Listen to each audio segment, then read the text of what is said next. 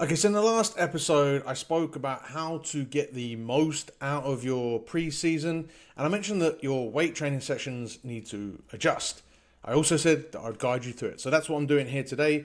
Hello, my name is TJ. I'm the guy behind Rugby Muscle. Rugby Muscle is dedicated to giving you clarity when it comes to rugby strength and conditioning, particularly for amateur athletes.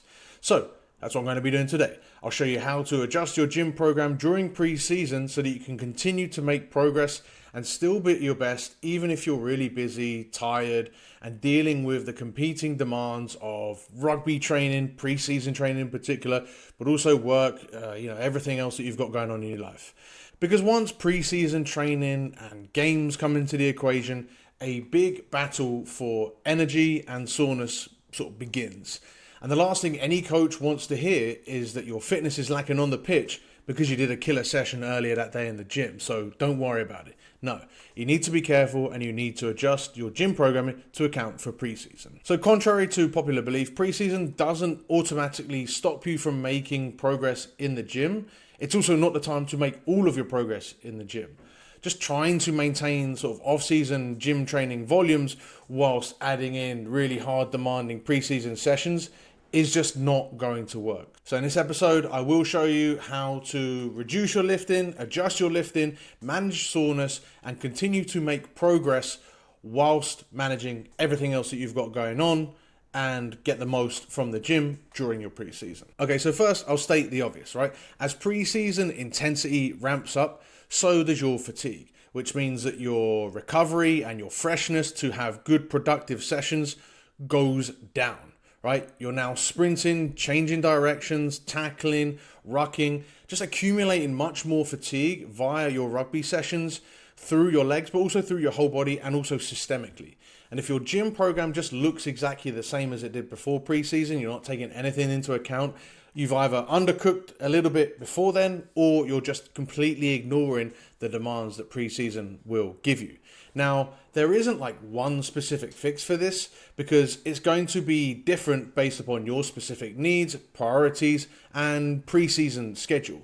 And there are some blanket recommendations that I will get into a little bit later, but this is just to sort of emphasize the overarching theme that the most common mistake I see rugby players make, or actually I see them make two mistakes, is that they're either just keep doing the full program and ignoring pre-season, running themselves into the ground, or they just stop lifting altogether because they assume rugby training is either like now enough or it's so much, right, that they just don't have any time or ability to get into the gym even at a lower intensity, or they think that lower intensity or whatever is just not worth it.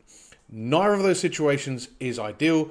We want to be continuing to go to the gym because your gym work does still matter. It's just that the role has sort of changed.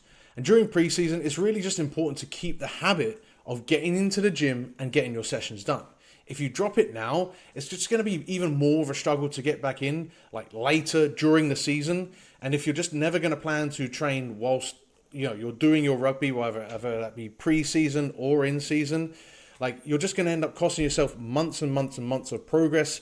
You can't just have the gym be something that you only do in the off season if you really want to be the best athlete that you can be, or even if you want to be like a decent athlete. So instead of thinking that the goal is just to do the most work that you can and recover from under sort of like perfect circumstances and just get the most from the gym, all you want to do is find like the smallest amount of useful lifting that still produces or sometimes just maintains progress.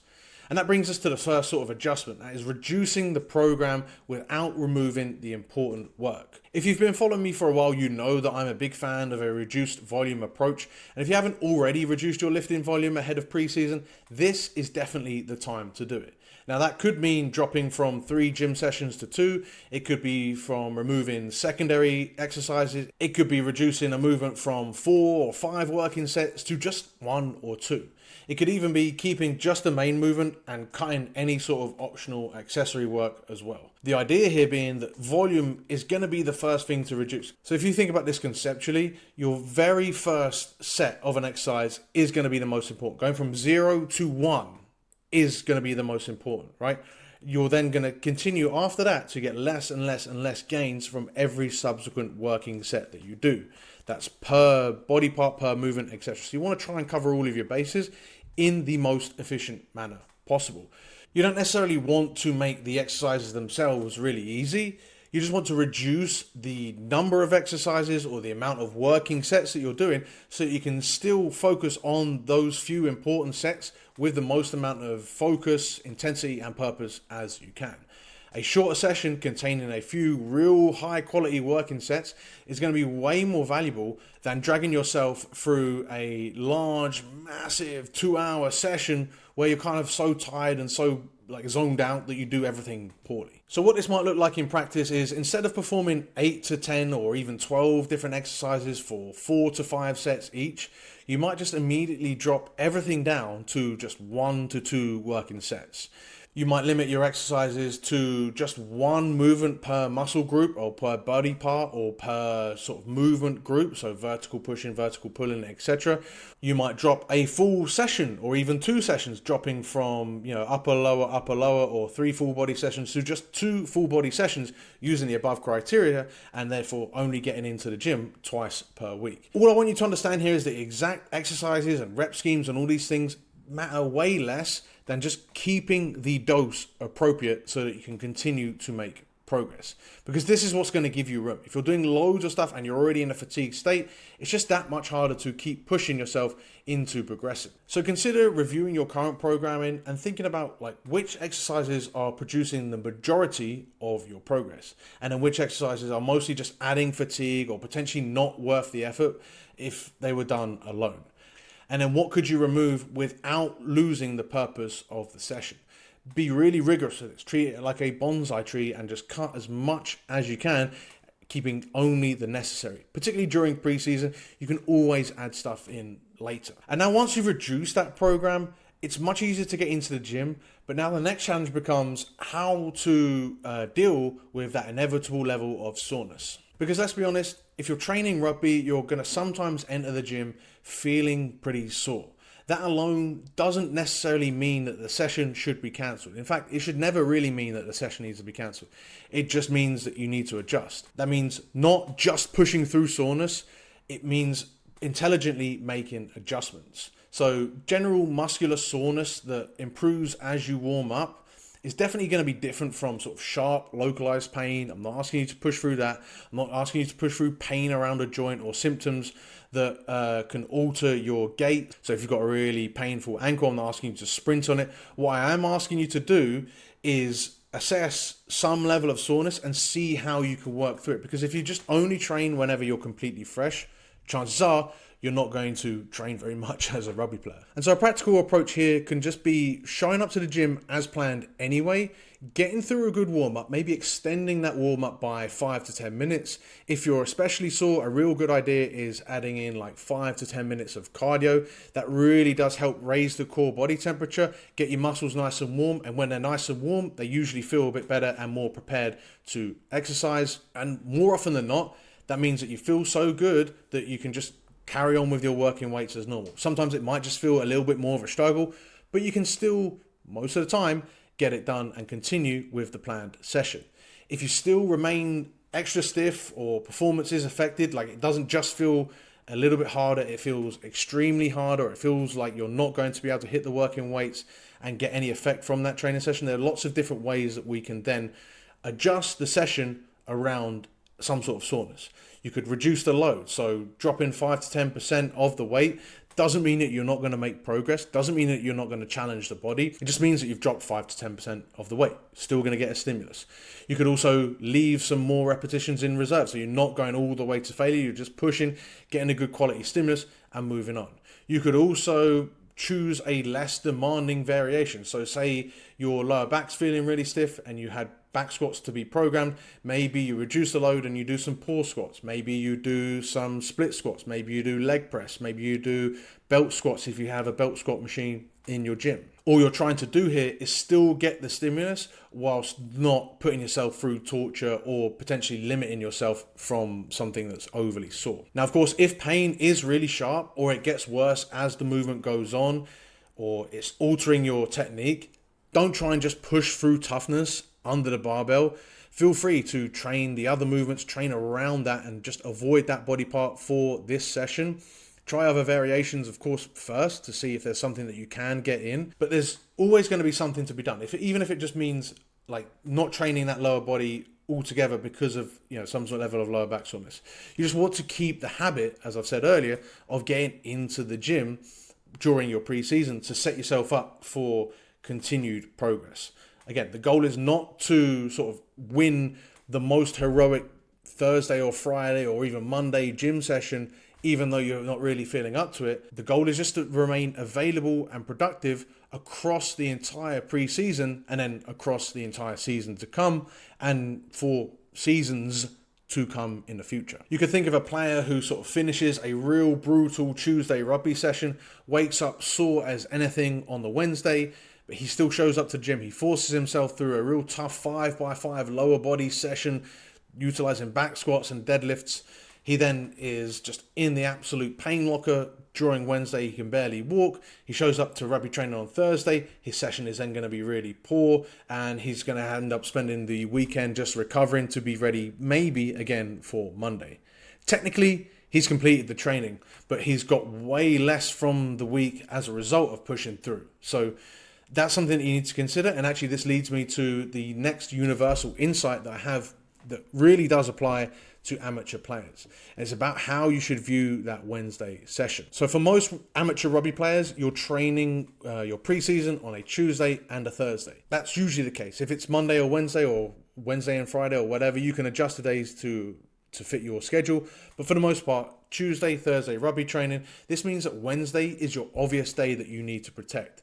That doesn't mean everyone has to take Wednesday completely off, but placing another demanding session between your two most important rugby sessions and potentially most intense sessions of the week can really put you in a locker, right? Make things difficult. It's going to create 3 consecutive days of fatigue, which reduces the quality of those 3 consecutive days, but also the whole rest of your week whilst you're recovering from that just one massive 3-day stimulus. A better weekly structure for you would usually just be Monday and Tuesday can be good quality training days. Wednesday should be like a mini break. So whether that is really low intensity exercise, maybe it could be upper body fluff, it could be low intensity conditioning, it could be completely off. And then you go again Thursday, Friday, Saturday before taking Sunday, again, real low intensity or off. Like I say, Wednesday could include some level of upper body work that isn't overly fatiguing. It could include like a light jog or a zone 2 session or a bike or off-feet tempo intervals. You're still getting quality training, but it doesn't need to become another disguised tough training session. An easy day isn't a hole in the program. It's what allows the rest of your sessions to become useful. Just like we reduced the amount of exercises or the amount of sets earlier, if we take out this day from being another hard session, that allows our other sessions to be that much harder, that much more productive, that much more beneficial for us as athletes. And if Tuesday and Thursday are your only major rugby exposures throughout the week, then Wednesday needs to make sure that you arrive on Thursday capable of getting the most from that session. And this is where the discussions of training splits and all these sorts of things get a little bit lost, because you shouldn't build your week according to a certain training split. You should build your week around the most important and demanding sessions first, and then place everything else wherever it can. So for you going through preseason, Tuesday and Thursday are probably going to be your toughest sessions, your most important sessions, because those are the only sessions that you can do rugby. You can then adjust everything so that you build your week around those sessions. The gym work, the low intensity conditioning, the high intensity conditioning if you're doing it, the speed work, all that stuff needs to be built around those 2 sessions. Ideally, stacked on those days could be your other high intensity sessions, because if you train a tough gym session Tuesday at lunchtime, you're not going to experience as much fatigue for that night as you would do the next day. Now, once you've reduced your program, you've protected your recovery, you've understood that you can still train through soreness, you still need to make sure that what you are doing in the gym is beneficial. Thus, you're still making progress. Because during pre-season, progress does become narrower. You can't just add more sessions in. You can't just add another exercise or another set to sort of go, yeah, I've done more than last week. Instead, you need to look at improving the performance of your existing working sets week on week. So that means that once we've really reduced the amount of sets that you're doing, for each set or for each exercise, you can just record, right, the weight that you've used, the repetitions that you've completed, and how hard those reps felt, right? Basic as that. You could record how those reps look. You could record the speed using fancy apps on your phone. You don't necessarily have to do any of those things. Just keep it as basic as possible. Of course, you can add weight week on week. Eventually that will catch up. So we're looking for just whatever minimal amount of progress we can make. It could be just one additional repetition with the same weight as last week. It could be the same reps, but with more weight than last week. It could be the sort of same sets, reps, and weight, but just feeling a little bit better. It could be doing the same reps, sets, and weight, but feeling a little bit faster or a little bit less effort. That still is indicators of progress. And then all you're doing is looking for those things every single week. Some weeks, it's not going to be possible for you to add weight or add reps or even feel a little bit better. That doesn't mean that you're not making progress. It just means you have to look over the course of a few weeks. That's okay. The idea is just the intention with each exercise, each set as you go. So for an example of this, you could have 2 sets of 6 to 10 repetitions where week 1 you get 8 and then 6 reps. Week 2 you get 9 and then 7 reps. And then week 3 you get 10 and then 7 reps. That's still really good progress that you've made in only 2 sets. And then week 4, maybe you start again on 105 kilos where you get 7 reps and 6 reps. All you need to understand here is if you're seeing progress in the log, you are making progress, you're doing good work. You're progressing. The stuff that you already have quantified is the important stuff, which means that you are getting better and you are, improving as a player. And again, understand that progress isn't going to be perfectly linear during pre-season. You might have some rugby sessions that are unusually demanding. Just maintaining or even just the intent of trying to push as hard as you can, even if performance is reduced, still is going to be enough to keep your whole system progressing. So even if for 1 week your performance actually goes down, doesn't mean you're getting worse. It just means that you might have had a really tiring pre-season session the day before, or you might just have gone into that session exceptionally tired or stressed or under-recovered. That is okay. All you're aiming for there is the intent. Now, obviously, if months go by and you haven't seen any of this progress, you can't look back on, your logbook or your training from months ago and definitely verify that you're in a better place now than you were back then. Yes, then you need to make some adjustments. But even then, it's not pre-season's fault. It's your programming that kind of sucks. And, the idea is that the program should give you confidence and direction without pretending that every single week has to happen perfectly under identical fresh conditions for you to progress. So that's it. That's my guide to getting in your weight training sessions during preseason. You're reducing unnecessary gym volume. You're understanding that you're going to be sore, but you're also protecting your recovery days, particularly between your 2 rugby sessions. And then you're also tracking and improving your working sets that are remaining. And you can look back over the course of weeks and months and see that you're in a better place now than you were then. That is how you keep developing without treating rugby training as an inconvenience that your gym program can sort of ignore or as 2 separate things. Like it's all encompassed in one strength and conditioning program. You're all encompassed in one particular rugby athlete that needs to get better. Preseason doesn't mean that you have to stop lifting or stop making progress. It just means that you have to be more targeted with that progress and with your training that you're doing. Do less, do the important stuff only, and then judge the program whether it helps you perform across the entire week, not by how exhausted or how you feel after one particular session.